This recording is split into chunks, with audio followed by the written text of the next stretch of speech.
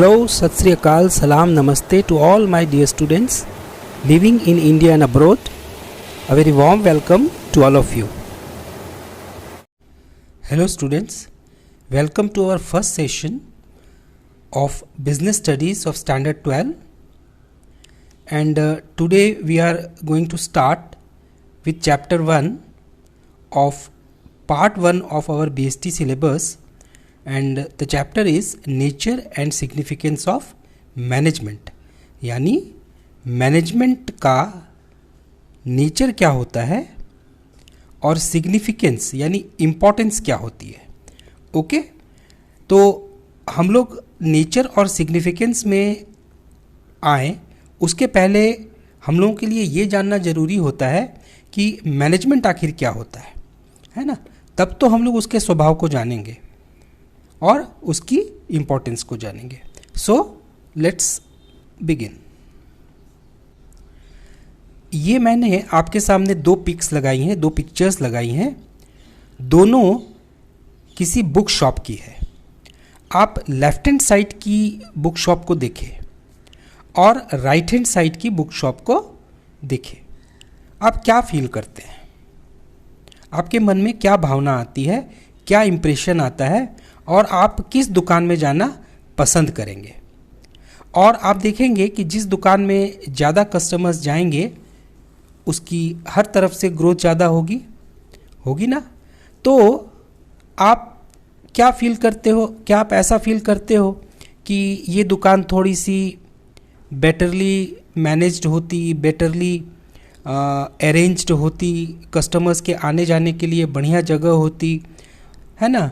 और जैसा कि आप यहाँ पे देखते हैं, तो आपको क्या लगता है कि आखिर ये जो शॉप है लेफ़्ट हैंड साइड वाली, इसमें क्या कमी है और राइट हैंड साइड वाली बुक में क्या प्लस पॉइंट है? तो हम पाते हैं कि जो लेफ़्ट हैंड साइड की जो बुक शॉप है वो बैडली मैनेज्ड है और राइट हैंड साइड की जो बुक शॉप है वो प्रॉपरली मैनेज्ड है. नाउ ये जो मैनेज वर्ड है, इसी से मैनेजमेंट वर्ड डेवलप हुआ है. और मैनेजमेंट का जो इफ़ेक्ट हम देखते हैं, ओके, वो एंड रिजल्ट होता है. यानी आप एक फाइनल आउटपुट की तरह उसके रिजल्ट को देखते हो. जैसे हम बल्ब को जलता हुआ देखते हैं तो आप देखते हैं कि इलेक्ट्रिसिटी मूव करती है, बट वो इलेक्ट्रिसिटी आपको दिखती नहीं है, आप उसको फील कर सकते हैं. तो मैनेजमेंट एक इनटेंजिबल चीज़ होती है जो कि फंक्शन तो करती है, लेकिन दिखता क्या है? दिखता है आपको उसका एंड रिजल्ट. जहाँ पे भी बढ़िया मैनेजमेंट होगा, सब सारे फंक्शंस उसके बहुत अच्छे से काम कर रहे होंगे, तो एंड रिजल्ट आपको बिल्कुल एक बढ़िया आउटपुट दिखेगा. ठीक है, चलो आगे बढ़ते हैं.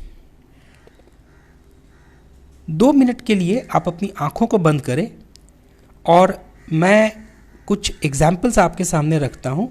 आप उनको इमेजिन करें एंड लेट्स डू इट, है ना. आप इसको करके देखें.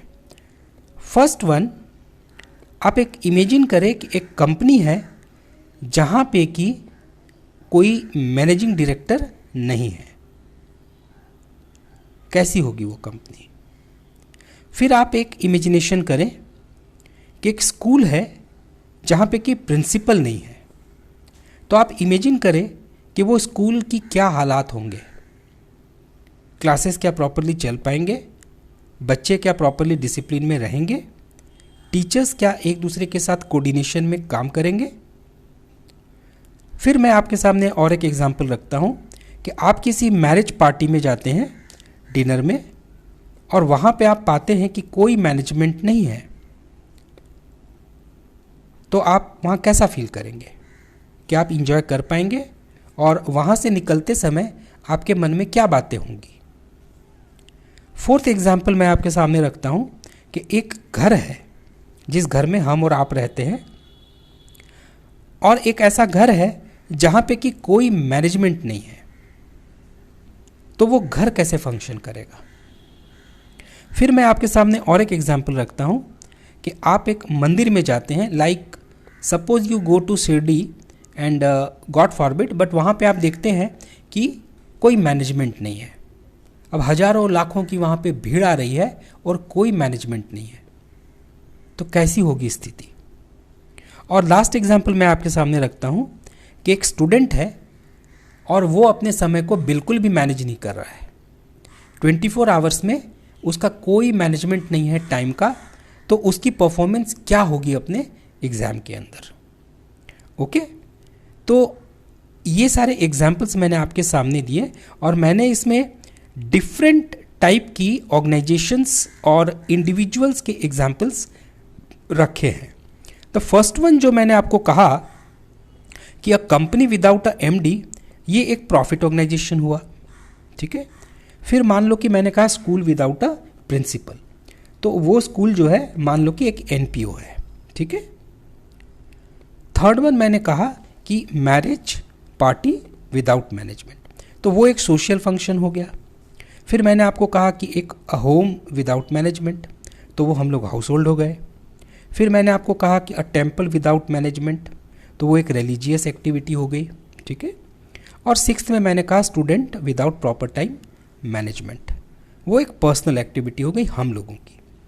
तो ये सारे एग्जाम्पल्स मैंने क्यों रखे आपके सामने, ये आपको समझ में आता है हमारे इस पॉइंट के साथ। तो यहाँ पे हम लोगों ने ये सारे एग्जाम्पल्स, वो बुक शॉप की फ़ोटो, उससे क्या सीखा, क्या लर्न हमने किया।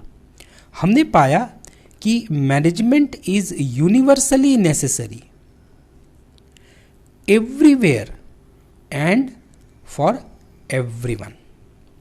हमने क्या पाया कि मैनेजमेंट एक ऐसी एक्टिविटी है, ऐसा प्रोसेस है जो यूनिवर्सली नेसेसरी है, यानी हर जगह।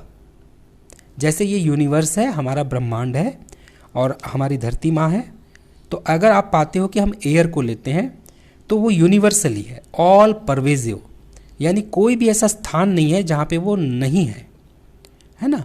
तो मैनेजमेंट भी एक वैसी ही चीज़ है जो यूनिवर्सली नेसेसरी है। नेसेसरी यानी अगर हमें अच्छा आउटपुट देना है तो मैनेजमेंट चाहिए। अब कोई कहेगा कि अरे चलो मैरिज फंक्शन है, क्या दिक्कत है भाई, लोग आएंगे खा के चले जाएंगे, क्या ज़रूरत है मैनेजमेंट की।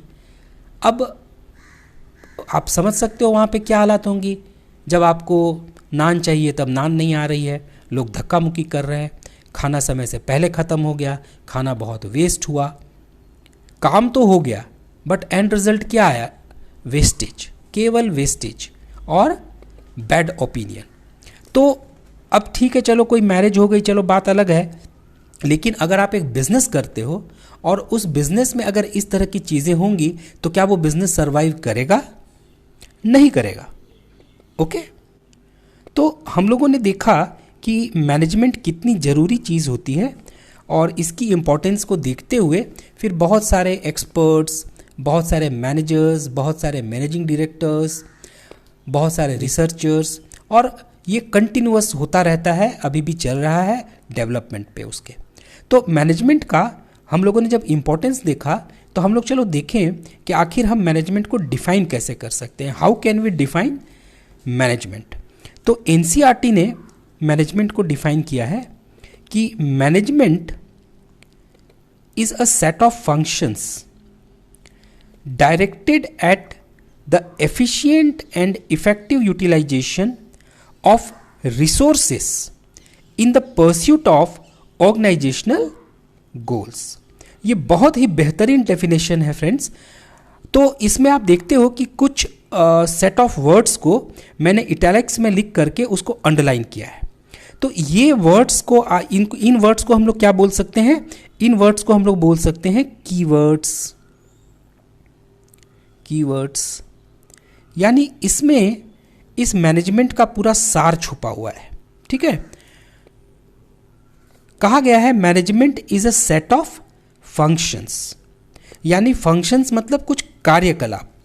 तो सेट ऑफ फंक्शंस यानी एक कार्य नहीं, आपको कुछ अलग अलग अलग अलग कार्य करने हैं और फिर उसका एक सीक्वेंस बना देना है, एक सेट बना देना है। तो ये हो गया सेट ऑफ फंक्शंस। जैसे मान लो कि हम लोग चाय बनाते हैं, तो चाय बनाने के लिए आप क्या करेंगे, पहला कार्य क्या करेंगे कि उससे रिलेटेड आप बर्तन लेंगे, फिर उस बर्तन में आप वाटर ऐड करेंगे, ये दूसरा कार्य हो गया।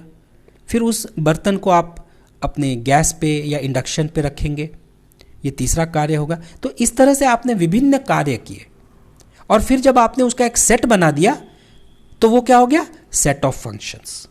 ओके, और ये सेट ऑफ फंक्शंस किस तरफ मूव करते हैं, उसका डायरेक्शन क्या होता है कि हमें एफिशिएंट एंड इफेक्टिव यूटिलाइजेशन करना है, किसका, अपने रिसोर्सेस का, अपने संसाधन का।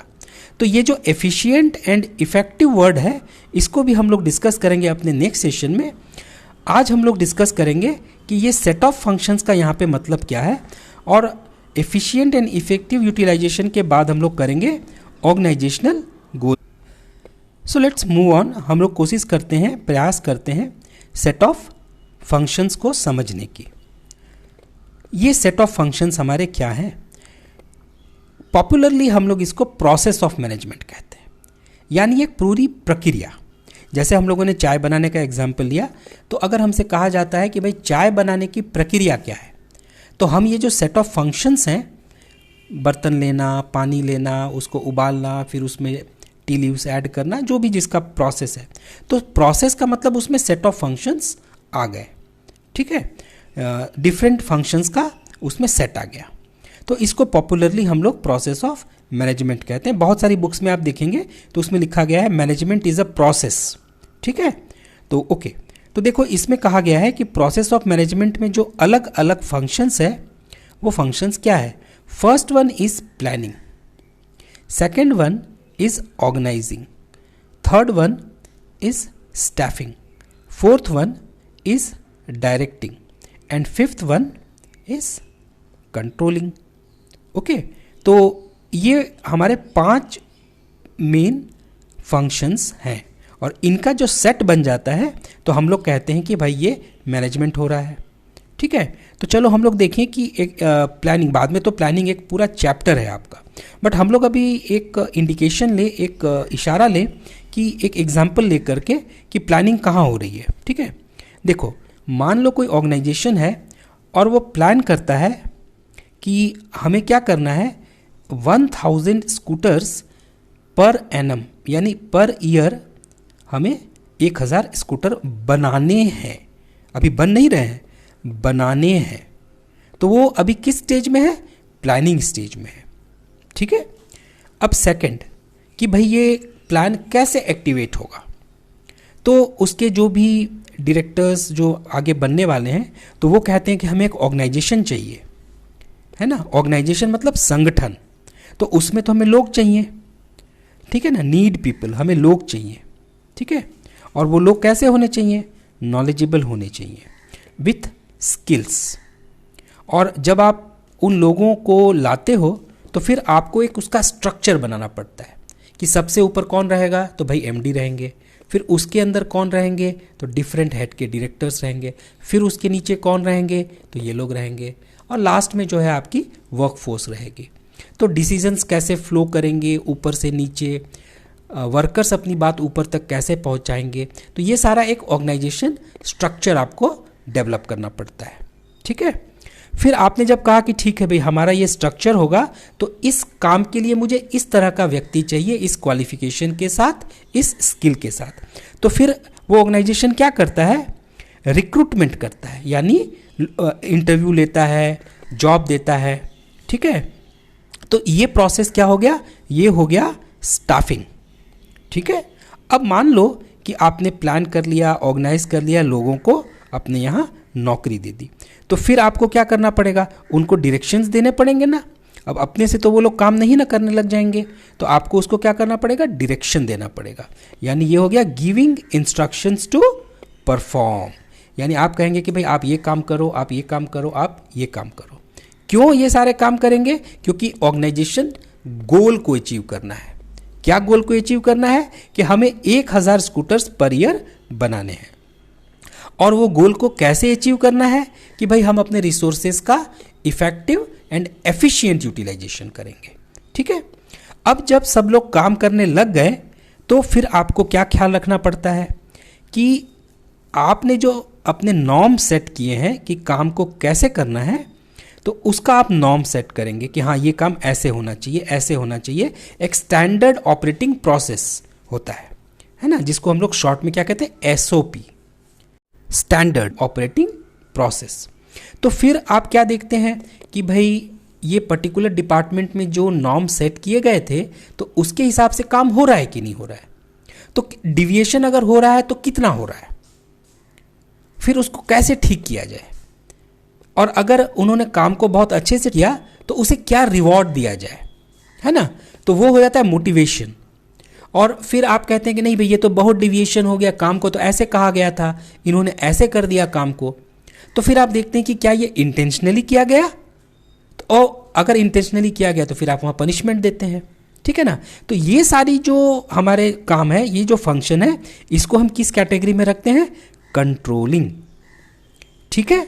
तो आपने देखा कि ये जो हमारे फंक्शंस हैं, planning, organizing, staffing, directing and controlling, these are the 5 major functions of management. और इन फंक्शंस को कौन एक सूत्र में बांधता है, तो वो होता है कोऑर्डिनेशन, जो अपने अगले सेशंस में हम लोग उसको कवर करेंगे। तो इसीलिए कहा जाता है कि coordination is the essence of management. जैसे आप एक माला देखते हो ना, तो मान लो आपके पास बहुत सुंदर सुंदर फ्लावर्स हैं, लेकिन जब तक उसको एक सूत्र में नहीं पिरोया जाएगा तो वो सुंदर माला नहीं बनती है ना। तो वो धागा जो है जिसमें आपने फूलों को पिरोया, वो धागा है कोऑर्डिनेशन। ओके, तो अब हम लोग यहाँ पे देखते हैं कि हमारे अगर फंक्शंस जो है 5, तो इनको हमें याद करना हो, हाउ टू रिमेंबर, तो उसका एक निमोनिक्स हम लोग यूज करते हैं, पोस्ट सी। पोस्ट सी, जैसे हम लोग एक वर्ड जानते हैं ना, पोस्ट, POST, पोस्ट। तो हम अपने जो टी वर्ड है, टी वर्ड को हम सब्स्टिट्यूएट कर देंगे किसके साथ, डी वर्ड के साथ, पोस्ट, और आगे लगा देंगे सी। तो पी से हो गया planning, organizing, staffing, directing and controlling. तो इसके द्वारा आप अपने फंक्शंस ऑफ मैनेजमेंट को आराम से रिकॉल कर सकते हो, याद कर सकते हो, ठीक है बच्चों। तो ये हमने एक सेशन आज कंडक्ट किया कि हमारे फर्स्ट चैप्टर में व्हाट इज मैनेजमेंट, उसके ऊपर हम लोगों ने डिस्कशन किया। अगले सेशंस में हम लोग बढ़ते जाएंगे आगे और इस चैप्टर को बहुत अच्छे से कवर करेंगे। तब तक take care and good bye.